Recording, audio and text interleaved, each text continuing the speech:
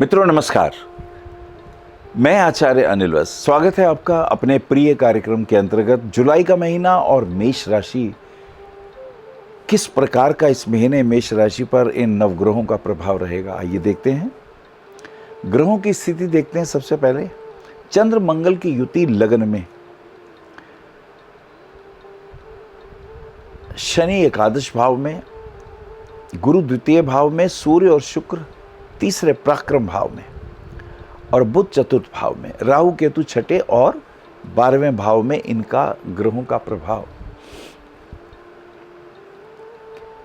इन युतियों का, इन दृष्टियों का, इस गोचरीय प्रभाव का क्या असर होने वाला है मेष राशि के ऊपर, ये महत्वपूर्ण रहेगा।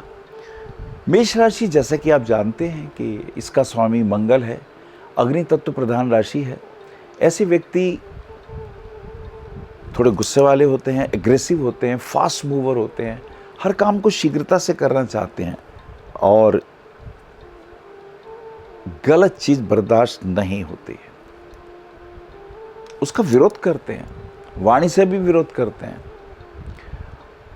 खेल के शौकीन होते हैं, पुलिस हो, मिलिट्री हो, जहां बाहुबल दिखाना हो, जहां जिम की बात हो, जहां शारीरिक शक्ति की बात हो, वहां आगे रहते हैं।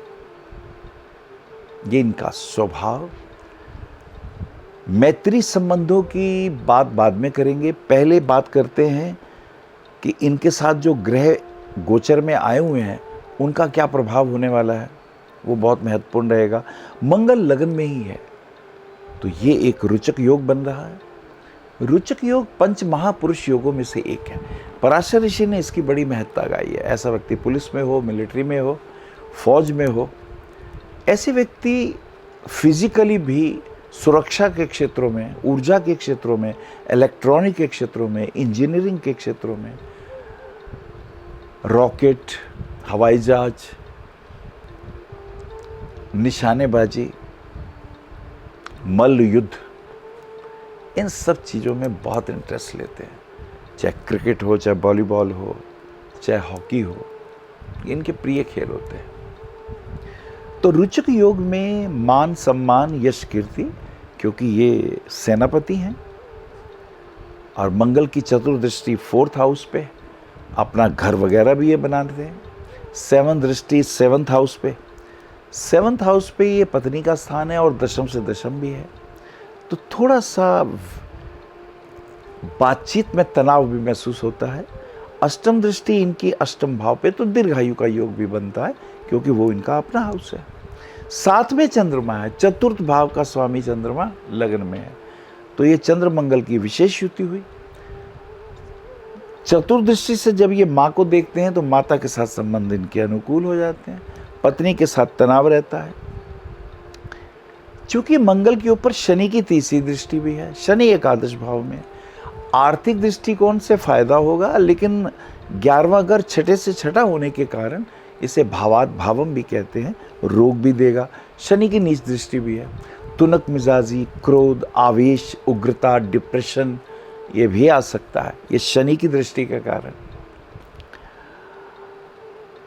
शनि 7वीं दृष्टि से संतान के भाव को देखते हैं, वहां भी आपस में वैचारिक मतभेद दिखाई देते हैं। और 10वीं दृष्टि से शनि अष्टम भाव आयुष्य के भाव को देखते हैं, चोट वगैरह लगना, कहीं बीमार हो जाना, ये भी योग दिखाई देता है। आइए अब देखते हैं जुपिटर को, जो कि 2nd हाउस में है। मेष लगन में गुरु द्वादशेष हैं, एक तो 12वें घर के व्यय के स्वामी हैं, और एक नवमेष हैं, भाग्य के स्वामी हैं। नवमेष होकर द्वितीय स्थान पे बुध, वाणी के, बोलने में, व्यवहारिक ज्ञान, एस्ट्रोलॉजी का क्षेत्र, ब्रह्म विद्या का क्षेत्र, कब, क्यों, कैसे, विज्ञान के इन रहस्यों को जानने में रुचि। एक अच्छे आप काउंसलर होते हैं, मोटिवेटर होते हैं, ये खास क्षमता टीचिंग, कोचिंग की आपको प्राप्त हो जाती है। बृहस्पति 5वीं दृष्टि से छठे भाव को देखते हैं, तो छठे भाव में केतु कन्या राशि में है। अब बृहस्पति चूंकि व्ययेश भी हैं, जब ये छठे भाव को देखते, शुभ ग्रह की दृष्टि जब छठे भाव में जाती है तो उस भाव से मिलने वाली अशुभताएं कम होती हैं। और बृहस्पति अष्टम दृष्टि, सप्तम दृष्टि से अष्टम भाव को भी देते हैं, आयुष्य भाव को भी देखते हैं तो दीर्घायु देते हैं। और बृहस्पति नवम दृष्टि से दशम भाव को नीच की दृष्टि से देखते हैं। तो ऑफिस के कार्यों में बॉस से ना बनना, अंडरस्टैंडिंग में कमी होना, वैचारिक मतभेद होना, ये भी दिखाई देता है। आइए अब सूर्य की स्थिति देखें। सूर्य पंचमेश है, सूक्ष्म बुद्धि के कारक है, और सूर्य बैठे हैं तीसरे भाव में, छोटे भाई बहनों के भाव में। अब शुक्र सूर्य के साथ है। शुक्र सप्तम भाव का और द्वितीय भाव का स्वामी है। शुक्र मार्केश है। अब ये शुक्र सूर्य के साथ अगर होंगे, अगर बिल्कुल सूर्य की डिग्री के पास होंगे तो शुक्र दग्ध हो जाएगा। ऐसी स्थिति में ये शुक्र अस्त भी हो सकते हैं। तो पति पत्नी के संबंधों में तनाव और परेशानियां, पत्नी का बीमार होना, व्यापार में नुकसान होना, ऑफिस में है तो बॉस के साथ ना बनना, ये सारी स्थितियां दिखाई देती हैं। लेकिन ये सूर्य शुक्र देखते भाग्य स्थान को, तो भाग्य स्थान में शुभ ग्रह की दृष्टि होना शुभ है। तो तीर्थ यात्रा के योग, गुरु से दीक्षा के योग, घूमने फिरने के योग, ये भी क्लियर हो जाते हैं। और अगर हम आगे देखें स्थितियां, बुध चतुर्थ भाव में। बुध जो है वो उपचय भाव का स्वामी है, तीसरे और छठे का, और ऐसा उपचय भाव का स्वामी चतुर्थ भाव में है। चतुर्थ भाव में शत्रु राशि में मन थोड़ा चंचल रहेगा, निर्णय लेने में थोड़ा जल्दबाजी करेंगे जिससे नुकसान हो सकता है। माँ के स्वास्थ्य का हमें ध्यान रखना होगा,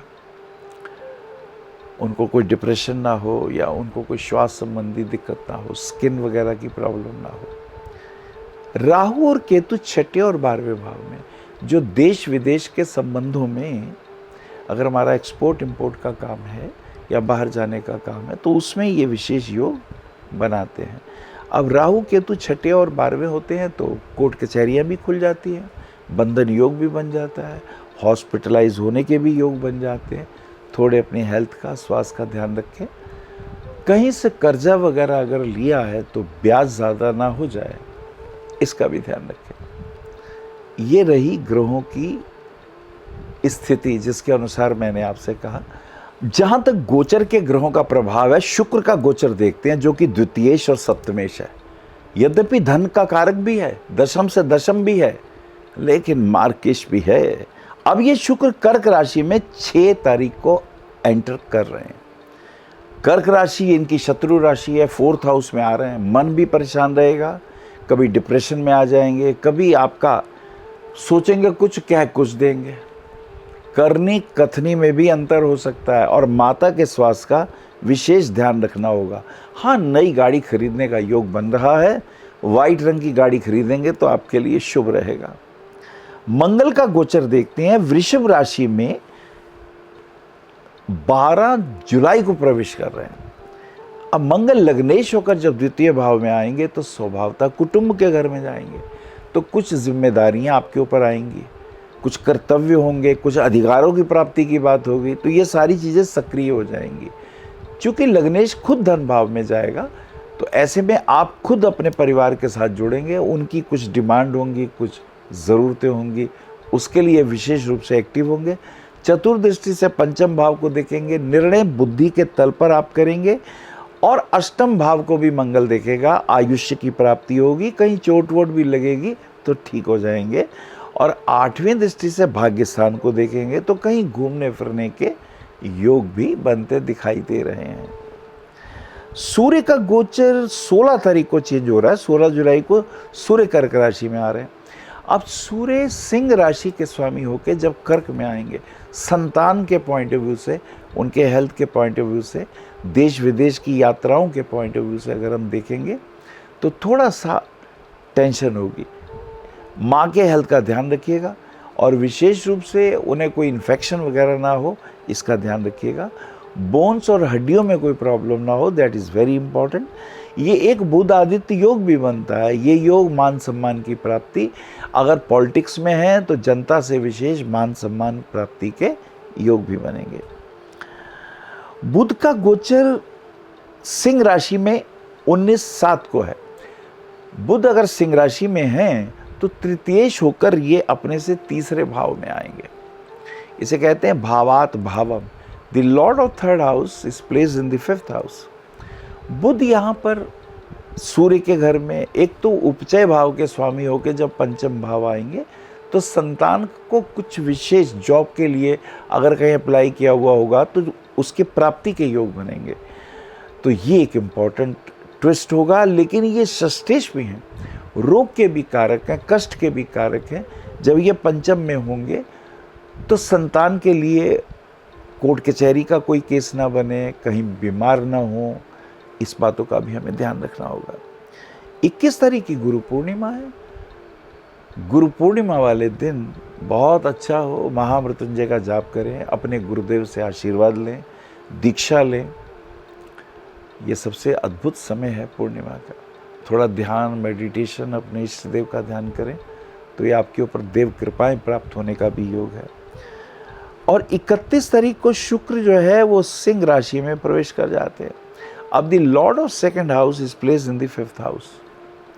सूर्य की राशि में आने का योग बना ये शुक्र का, तो एक अच्छा योग है। जन कल्याण में कहीं धन का व्यय होगा, कहीं पब्लिक में जाके जनता के कल्याण के लिए, दूसरों के सुख के लिए, किसी की हेल्पिंग एटीट्यूड भी आपके द्वारा होगा। ये कॉम्बिनेशन ये कहते हैं। रही बात रत्न कौन सा पहने, तो मुझे लगता है पुखराज रत्न इंडेक्स फिंगर में पहनने से भाग्य की उन्नति होगी, लाभ की प्राप्ति होगी। और अगर आप मूंगा पहनते हैं तो हेल्थ इश्यूज पावरफुल हो जाएंगे, यानी हेल्थ इश्यूज दूर हो जाएंगे और आपका स्वास्थ्य श्रेष्ठ होगा। और अगर रूबी रत्न पहनते हैं तो संतान के पॉइंट ऑफ व्यू से बहुत अच्छा रहेगा, सूक्ष्म विचार करने के दृष्टिकोण से भी अच्छा रहेगा। राजनीति में अच्छे निर्णय ले पाएंगे, क्योंकि कभी दिल से सोचना है या दिमाग से सोचना है, सोचते दिमाग से हैं, तो ये एक पॉजिटिव निर्णय ले पाएंगे। और अगर मैं कहूँ कि एक रुद्राक्ष पहने जिसमें ये तीनों चीज़ें मिल जाएं, तो आपको एक 15 मुखी रुद्राक्ष पहनने से विशेष लाभ होगा। रुद्राभिषेक करा के अपने गले में आप सफ़ेद रंग के धागे में उसे धारण करें, विशेष शुभता मिलेगी। या लाल रंग के धागे में धारण करें, ये आपके लिए विशेष शुभ होगा। आपके इष्ट देव हनुमान जी हैं, हनुमान चालीसा रोज सुनिए, ये आपके लिए और भी शुभ होगा। नमस्कार। आप आचार्य श्री अनिल वत्स जी के आध्यात्मिक प्रवचन, ध्यान व ज्योतिष संबंधी मासिक राशिफल फेसबुक, यूट्यूब, www.astroanilvats.com पर भी देख सकते हैं। For appointment, भविष्य कथन, Monday to Saturday, 11 a.m. to 6 p.m. BE 279, Street number 6, Harinagar, New Delhi 110064. Phone number 98917 39999 98181 89993 981 088 7002 886 000 6030. Website www.bhavishyakathan.com. Acharya Anil Vats @gmail.com.